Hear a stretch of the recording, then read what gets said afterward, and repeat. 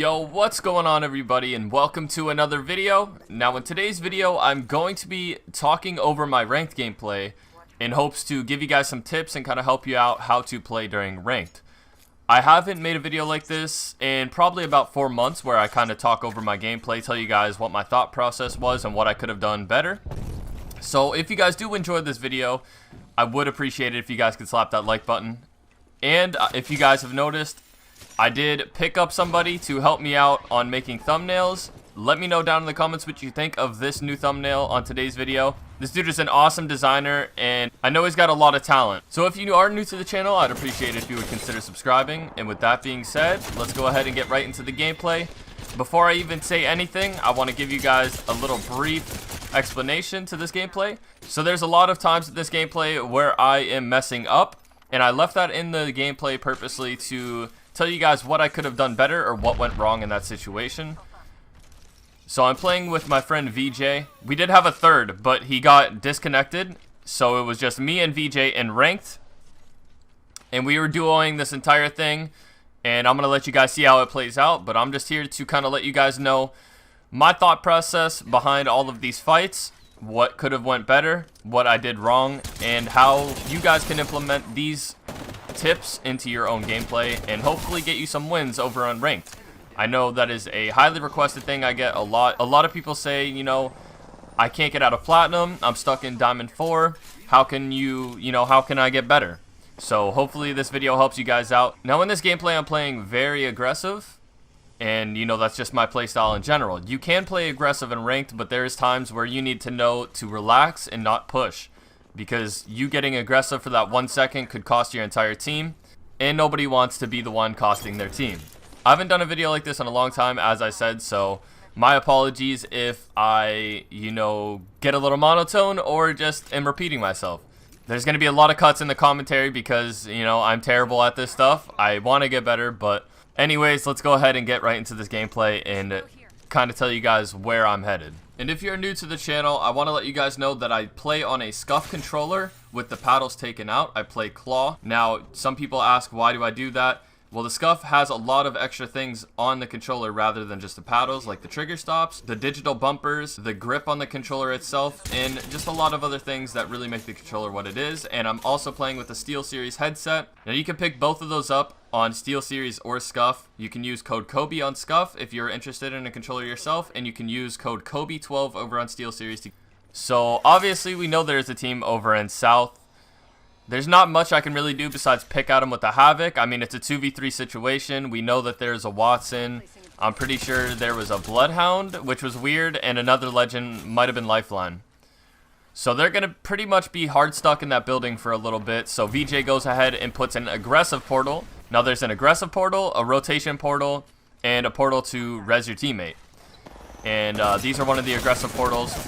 Right there I made a mistake by pushing that 1v3, knowing that I was most likely going to get killed in that situation, which I did. Thankfully, the aggressive portal was left up top, and I can go ahead and take that and have VJ pick us up. So we can go ahead and try to do that again, and you guys will see how that plays out. The only thing you could have done better there is not peek and not go all the way down the stairs. I mean, I didn't go all the way, but I peeked enough that all three of them could shoot me at once, and that would instantly get me out of the game. So in that situation, you would want to kind of just peek around the corner really quick. Peek around the corner, go back behind cover, and just understand where they're playing. Obviously, there's a Watson fence. No grenades can be thrown. Right there, I make the mistake of peeking again a little bit too long. When I should have only peeked for about a second, I ended up peeking for about 3, and you can see what happened at my health, getting absolutely destroyed. So at this point, I'm telling VJ, I'm like, yo, we got to rotate. We got 40 seconds until ring pushes. We might as well just rotate early. In the situation like that, that is the best thing to do. You want to be able to rotate early or late, depending on the situation that you're in. So we decided to go through train and make our way over to the circle so we don't have to worry about fighting in the storm, because let's be real, not a single person on this planet likes fighting in storm. I go ahead and throw the zip up. I know that people are rotating out of Capital or Fragment, whatever you want to call it, into this no-name town and tunnel, heading over towards Overlook. So right there, I grapple into a Wraith. That is another mistake there. You never want to grapple into a person. Even if you only think it's one, you don't know it's one until you can actually see where the team's at. So we go ahead and cross-map the dude with the Havoc. He had gold armor, so we're calling that out. When they have gold, you want to try to thirst as quick as possible. Having that gold armor is very beneficial in fighting, especially when you're only duo and your third disconnects. So we start to make our way over to that box. I'm kind of pinging to understand where people are around the map. You don't want to sit on the box for too long, so we go ahead and clean it out. I give the Wraith the gold because, you know, it only makes sense. I'm a nice guy. I like to give my teammates gold sometimes, or, you know, sometimes I take the gold for myself. But in this situation, I go ahead and give VJ the gold, and I have a Havoc, so I'm playing a little bit far back. Another reason why I don't need the gold. Again, we're just getting an understanding of where these people are rotating in from, making sure that nobody's behind us and that we have the high ground. Because if somebody's behind us, they could shut us out and end our game very quickly. So I get a drop right there. Once you get 1 or 2 kills is when you want to start to push up. So right here, I'm calling out that purple was hit for 133. We begin to push in and finish off the squad. There's one left. We see him take that portal and start to run. So, of course, with the one dude down, he had a purple knockdown. We know he's not going to self-res. We go ahead and push this final dude together.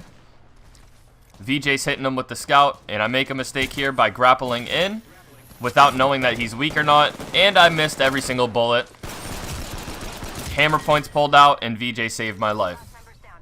That is one of the points where I'm saying I'm leaving in the bad plays so that you guys can understand that, you know, even myself, I make bad plays a lot. This was first game on before the Code Red tournament. I had a lot of bad plays in this, so I want to leave them in. Right here, VJ's kind of over there solo. He does have gold. I'm trying to full heal.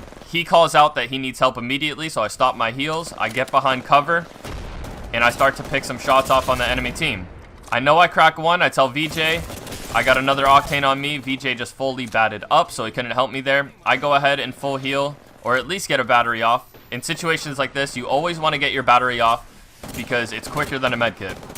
Then VJ called out they're getting hit a little bit, so I push in, and we completely finish that team.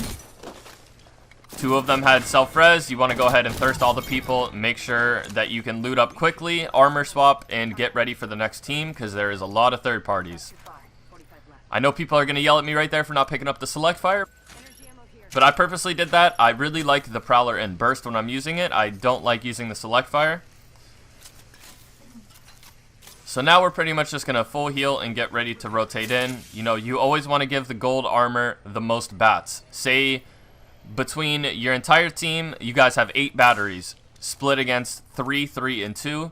You always want to make sure that gold has 4 in that situation and the other 2 people have 2. Because, you know, the gold armor is going to be the most aggressive. They're going to push in, get the damage, run away, heal, and repeat. So far, you know, we've had a few flaws like pushing that Wraith when not knowing how much damage was done to her. Missing all those shots, you know, that was a very crucial play I made right there. We're going to go ahead and push towards the fighting here. Not in hopes for a third party, just because we want to know where people are at so we can, you know, begin to make these plays that will get us into that placement. So obviously we're pinging out that there's a team here. I'm calling out, I just hit 1 for 71 on blue.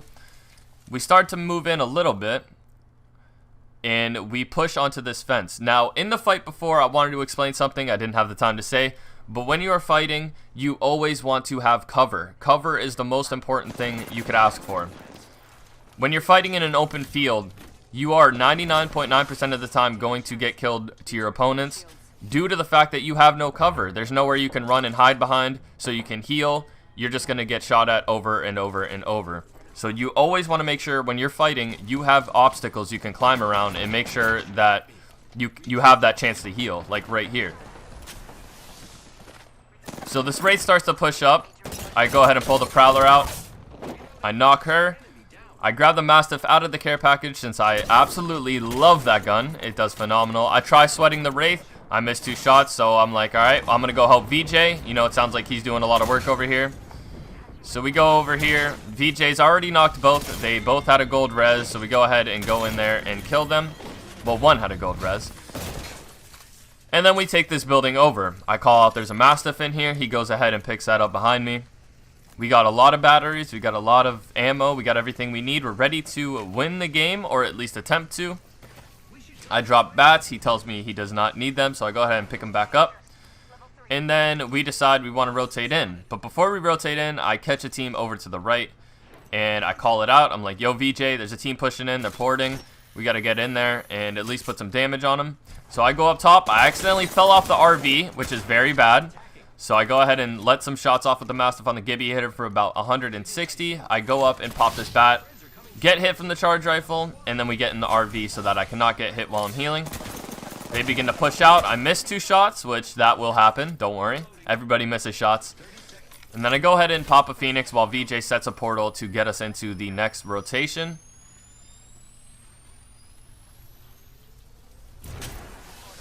We're full healed now. VJ comes back, and we're going to start to put some pressure on this team here. We hear that they are running away. They're going a little bit towards the east. They're going to rotate around and try to make their way in. I call him out. He hits him for a little bit, so I grapple in. I go ahead and hit him with the Mastiff while he's healing. Big headshot there. Go up and shoot the Gib. Hit him for about 110. I know VJ hits him once right here. So we go in with the Mastiff and finish the squad. Of course, you always want to pop a battery. That is something a lot of people don't do when I'm watching, you know, my IRL friend stream or something like that. You guys are really anticipating on popping that battery. The second the fight is over, and you know it's safe, you pop that battery immediately, because you never know when somebody can pull up on a third party. You want to be full health at all times. Make sure you get behind cover and pop that battery as soon as possible. Now at this point, VJ's really aggro. He really wants to get in here and begin to fight these people. So he starts to push up. I mean, they have a charge rifle. It's a caustic. We know the caustic. He's a pretty good player. He's always in the ranked games. So we know he's going to play a little bit weird. Nobody likes fighting a caustic. I mean, let's be real. No offense to the caustic mains out there, but nobody likes fighting a caustic. So we begin to reroute our decision here. And another tip is you always want to have the batteries as the first thing to heal. When you have batteries, that's always your default thing up on the D-pad. That's always the first thing you want to have. So we start to push up a little bit here. I'm going to go ahead and pop a bat. Since I have so many, there's no need to pop cells. You can go ahead and just eat those batteries up. Here the trap's getting placed. We begin to push up together. We both have a Mastiff here. I hit big. He finishes Samurai Kirby, which is the caustic. I'm going to go ahead and pop a Phoenix here. I'm telling him, hey, I'm popping a Phoenix. I'm going to grapple up through that hole right there. Just give it a second and make sure you're calling out what's going on. He calls out Kirby is knocked again. So it's just that I believe it was a lifeline left, or a wraith. So we go ahead and try to figure out where we're going to go from here, because we're getting scouted from the top of toilet. Once this fart trap goes away, we go ahead and sweat Kirby to grab his heals really quick, because, you know, everybody can use extra batteries. And I believe he had gold, which we take right there. So we go ahead and fully get ourselves prepared for this next fight. I think they're up top, so I go to grapple. Unfortunately, we do not make it all the way up to the top. So we drop back down right onto a team. So I go ahead and help BJ out here. I masked up them both. Both are dead. I turn around, go to reload, and I get hit with the scout. That's my fault for playing aggressive in that situation. I should have grappled up top again to get out of that situation. But, you know, sometimes you have that momentum where you think you're going to pop off, and unfortunately you get scouted out. So VJ's watching me right now while I self-res, even though we don't know if it's a full team or not. We go ahead and get full healed. VJ begins to push out to find where this next player is. It's the last team. And with one shot, he is dead. And that is the game over. So, like I said, we had a lot of flaws in this gameplay, but I tried to pick them out and show you guys what I could have done better. This helps for anybody. You guys can do the same. Go ahead and watch your gameplays over and figure out what went wrong and what you can improve. So hopefully you guys enjoyed this video. Be sure to slap that like button, and I will see you tomorrow.